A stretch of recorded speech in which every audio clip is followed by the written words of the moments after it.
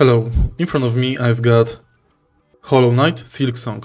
In this video I'll show you how to donate shards.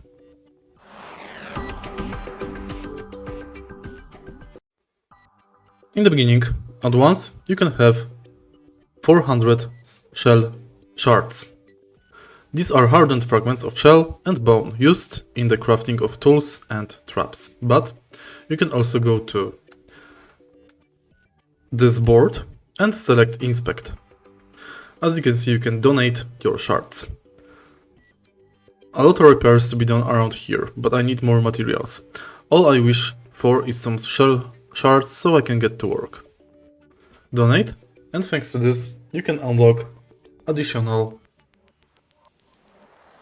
places. If you find this video helpful, please leave a like, comment and subscribe.